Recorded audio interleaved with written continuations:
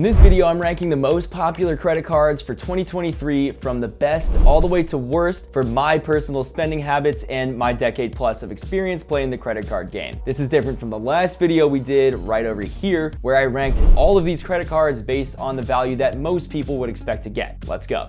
All right, so here's a tier list, but first let's go over what these tiers actually mean. So God tier or S tier is I get amazing value with no downside. The A tier is I get great or amazing value with very little downside. B tier is I can get great value, but I kind of need to work for it. The C tier are cards that I used to use, but were replaced by cards in one of the higher tiers that you see. The D tier is cards that are good for specific niche uses, like building credit, churning, or keeping points. And finally, we have the trash tier, which are cards that I don't really find useful at all, and I personally would never touch. All right, so let's get started with the first one. I'm just gonna come in hot with a God tier card. Let's go with the American Express Platinum. Now this one's a God tier for me, but if you remember from the last video, I actually ranked this, I think, in the A tier. That's because basically it comes with a lot of credits, and if those credits don't naturally fit your spending habit, then I don't recommend using this card. It has a $695 annual fee. That is insanely expensive, so you have to be using those credits. Now fortunately for me, those credits do fit in my natural spending habits, which is why this is a God tier card. Effectively, I get over $1,000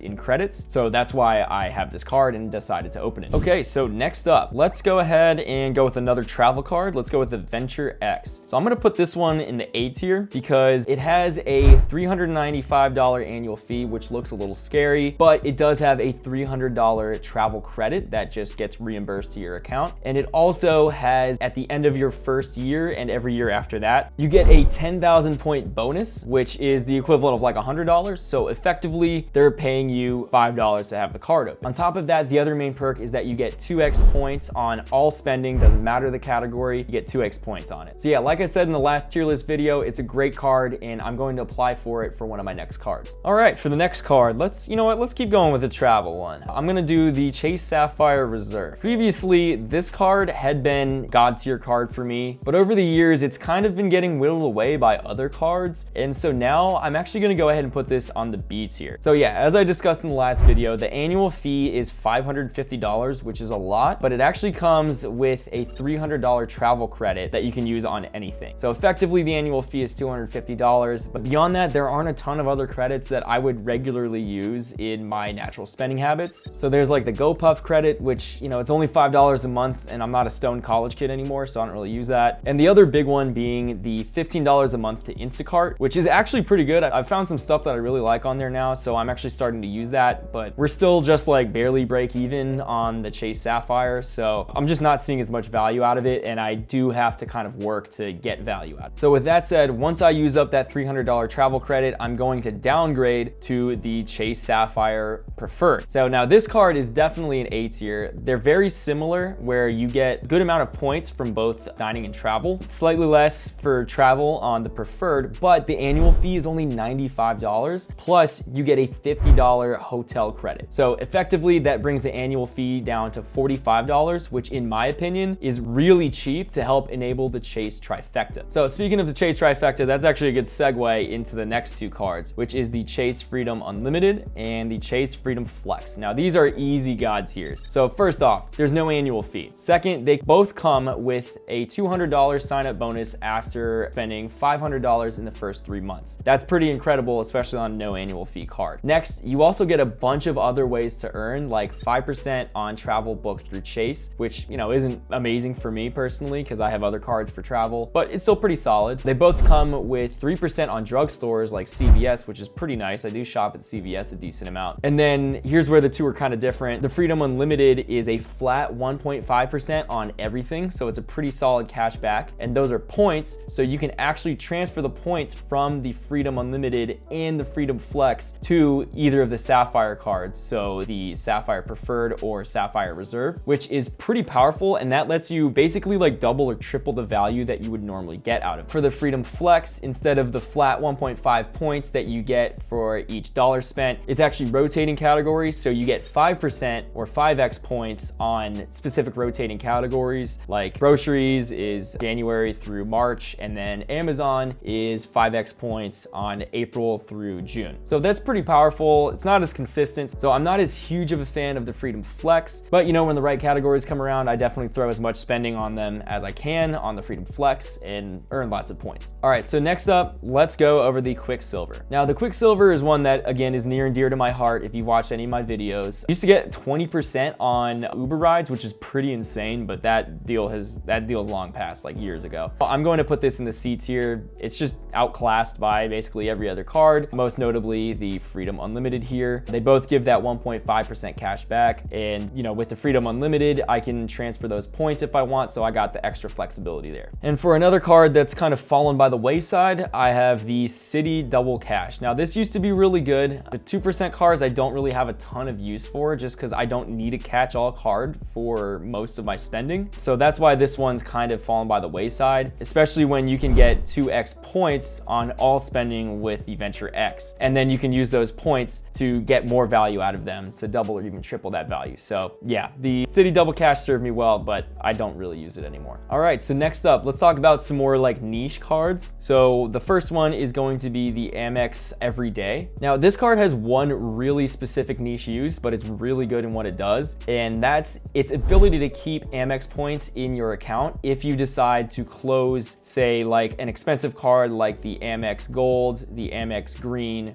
or the Amex Platinum. Now, I've actually been making a mistake in my previous videos. You can't actually downgrade any of these cards directly into the Everyday. I definitely did that at one point. I think at some point they changed what they consider these Amex cards. These are technically charge cards, which is different from a credit card. It's really complicated and convoluted, but just know that you can't downgrade any of the annual fee American Express cards. So that would be these three. You cannot downgrade that into the Everyday card. But you know, let's say that you have the Amex Platinum and you're not getting as much value out of it, you're not using the credits, and you don't want to pay the $700 annual fee anymore. What you can do, instead of closing your account and losing all of those points or just trying to blow through them really quickly, you can instead open this Amex Everyday first, which earns Amex points, and that will allow you to, when you do close the Amex Platinum or whatever, one of the other cards, those Amex points will actually stay in your account under this card instead, and you won't lose them. So it's pretty incredible use there. All right, next up, let's get some trash tiers on the board. Credit One. So Credit One is definitely a trash tier. And now if you look, it's got a very similar logo to Capital One. So let me put these side by side for you. See Capital One, Credit One. Capital One is good, Credit One is trash. Do not touch Credit One. I have never, even when I had no credit, I have never needed to touch a Credit One card, especially when there's other options like we'll discuss later, like the Discover It Secured. We'll talk about that one in just a sec, but yeah, Credit One is an insanely predatory company, and I wouldn't touch them with a 10-foot pole.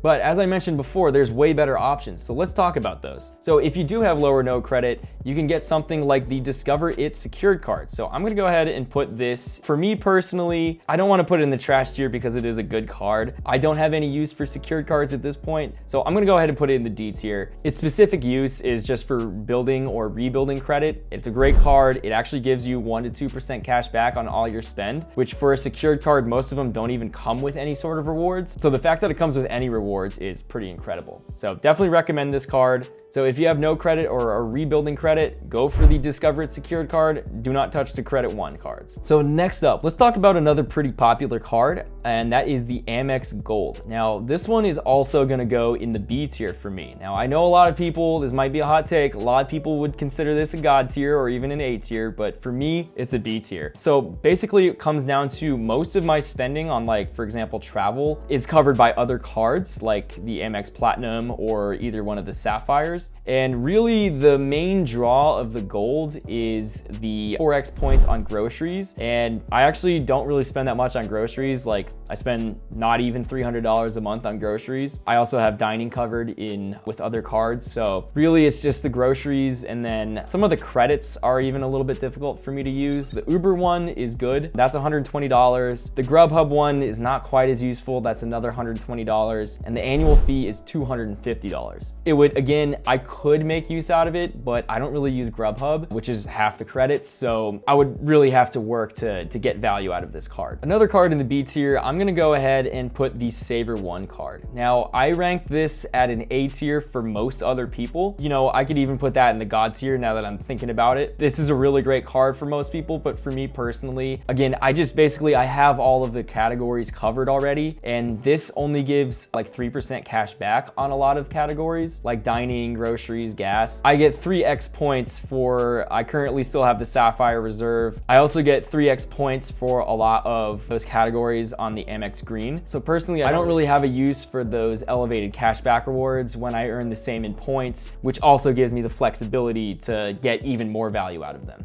Now, next up, speaking of the Amex Green, this is gonna go in the A tier. I think this card is really underrated by a lot of people. The annual fee is $150 and it comes with a credit of $189 for Clear every year. So if you just use that, the card pays for itself. And I love Clear personally. I was pretty on the fence of the value of Clear, but after using it for like the last 2 years, I am pretty hooked on it. I've gotten to the airport 20 minutes before my flight, I breezed right through security, had time for lunch, and then gotten on the plane. So it's a pretty nice quality of life. If you're just better at planning than me, it might not be as much value. But yeah, I love the green card. Check it out. You also get 3x points on all dining and travel, which is pretty crazy. You also get 3x points on all transit. So it's a very powerful card. Unfortunate name, green card, you know, they could have named it something better, maybe like bronze, but it is what it is. So Amex, if you're listening, just rename it. Now let's fill out the trash tier a little bit more. Credit One's looking a little bit lonely down there. So I'm gonna go ahead and put the Amex Black or Centurion card, as well as the JP Morgan Reserve. So basically, these cards are the carbon copy of their other two respective cards. So the Centurion is basically a carbon copy of the Platinum, and the JP Morgan Reserve is a carbon copy of the Platinum, with a few more benefits, but not really anything crazy. The main reason I'm putting this in the trash tier is because their effective annual fees that they charge is like several thousands of dollars. And for that amount of money, you're not really getting any sort of additional benefit out of it. So that's why I'm putting these in the trash tier. For me personally, I'm never gonna touch these cards. I mean, even if they invite me, I just can't justify spending the amount of money that you need to own these cards. So, but I'm probably not gonna be invited anyway, so it doesn't even matter.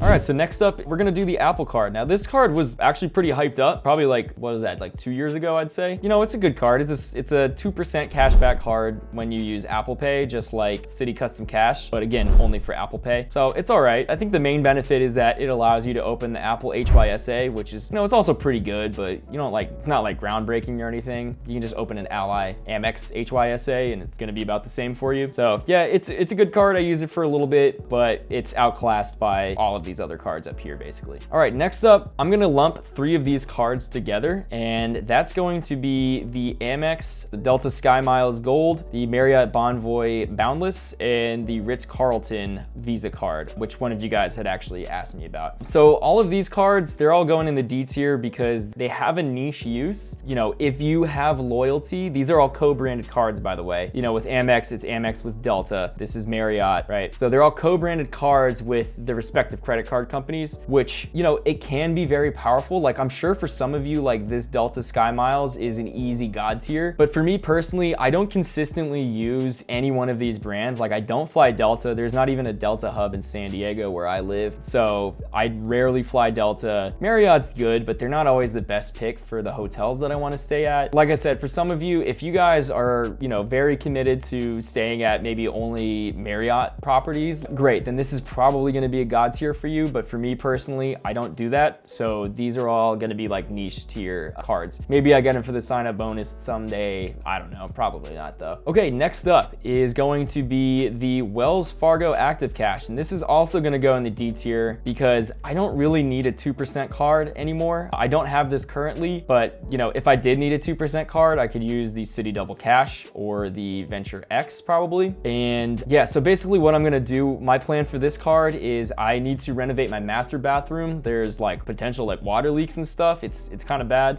So I'm just going to go through and renovate the whole thing, and I'm going to put the entire cost of the renovation on this card. So I'm going to get the $200 sign up bonus because I'm definitely going to hit that spend limit. I'm going to get 2% back on that entire spend, and then I'm also going to get the 0% APR for 15 months. So I won't have to pay it off for over a year. All of those reasons are great reasons to use this card. That in itself doesn't make it special. I mean, there's other cards with that exact same benefit, but the 2% will give me slightly higher Sapphire cash back. So that's what I'm gonna use it for. Okay, so next up, we're going to do the American Express Blue Cash every day. Now I'm gonna put this one in the B tier. So basically what I use this for currently now is I get 3% cash back on all groceries. And I don't really use it for anything else besides groceries because the other categories are outclassed by all of these other cards basically that I have. So the Blue Cash every day is actually very similar to the Saver card. It's got a lot of similar earning benefits, but the main reason I put this next to it and not below it, because the Saver one does have better earnings, is that the Blue Cash every day actually comes with a couple credits. So the main one being you get $84 per year or $7 per month on the Disney bundle, which a lot of people have. I personally have that, but I actually use the streaming service credit on the Platinum to get the Disney bundle, which is better. So I don't really make use of that either, but you know, if I did, I would put it on the same level here. But I didn't have the Platinum for a while, so I did actually use the American Express Blue Cash every day for that. So eventually this card is going to become outclassed, so I could push it down here, but I'll leave it in the B tier for now. It's going to get outclassed by the Citi Custom Cash card. Now again, if you saw the other video, this is an easy God tier card. You get 5% cash back on the highest spend category. And so basically I have all the other categories covered on the rest of my cards. So I'm gonna use this for groceries, so I get the 5% cash back as opposed to like the 3% from the Blue Cash every day or the Saver one. So that's what I'm gonna do with the Citi Custom Cash. So again, this is just an easy God tier for basically everybody. It's designed to fit your spending habit no matter how you use it. So yeah, it's a card that should just be in everyone's wallet. All right, so next up, we got a 3 for it here. So we're going to do the Discover It travel card, the Discover It cashback card, and then the Discover It student Chrome card. Now these are all personally trash tier for me. I guess with the student Discover It Chrome card, you could use it if you're a student, but obviously that time has long passed for me. And I am leaving the Discover It secured card up here because I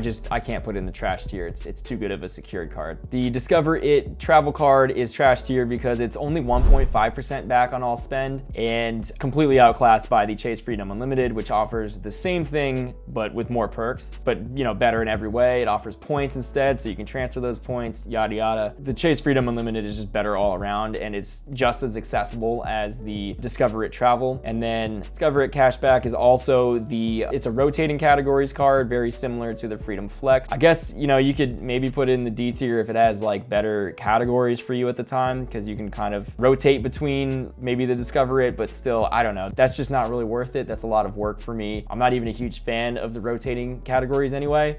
So that's why it's in the trash tier. I had it for a little bit, never really used it, and now I don't touch it at all. Okay, next one up, we're gonna go with the Citi Premier. So I'm gonna put this in the A tier, and this is one of you guys that recommended this as well. So the Citi Premier is actually very similar to the Chase Sapphire Preferred. So you get a 60K sign up point bonus, which is pretty incredible by spending 4K in the first 3 months. You will get 3x points on restaurants, supermarkets, gas stations, air travel, and hotels. And the main difference there between the Preferred and even something like the Green card is that 3x points on supermarkets. So basically it's everything that I get with my other 2 cards currently, but more, so which is actually pretty incredible. And so those are points also, and you can transfer those points just like you can with the other 2 cards to transfer partners to get even more value out of them. The annual fee is only $95, just like the Chase Sapphire Preferred. So basically it's very similar, but you actually have more earnings potential. Yeah, so great card. I'm definitely gonna keep this one on my radar. I have a lot of others on the list that I'm gonna get first, but definitely gonna get this one eventually. And last but not least is the Bilt card. Now this one I just did a review on, so if you saw that, you know how powerful this is. Basically, this is the only card that allows you to pay rent on a credit card without paying any kind of transaction fees. So basically what they do is they give you their bank account info, and then you just plug that info into wherever you're trying to pay, and that's how it works. And then that payment will automatically show up on your credit card statement. So they mainly advertise paying rent on your Bilt card, but I've actually been using it for several months to pay for my mortgage and my HOA, as well as my electrical bill for my house, which is pretty incredible that I can get all of that on a credit card. And the main reason that you want to do that is so that you also earn credit card rewards. So I'm getting Bilt points, which by the way, are also incredibly valuable. So they're just like Amex points or Chase points, where you can transfer them to transfer partners to get even more value out of those. So effectively, I'm getting well over $1,000 worth of value that I would otherwise be unable to get without the Bilt card. So it's just an incredible card. The Bilt MasterCard also has the same earning potential that you do with the Sapphire Preferred, where you get 3x on all dining, 2x on all travel, and then 1x on everything else.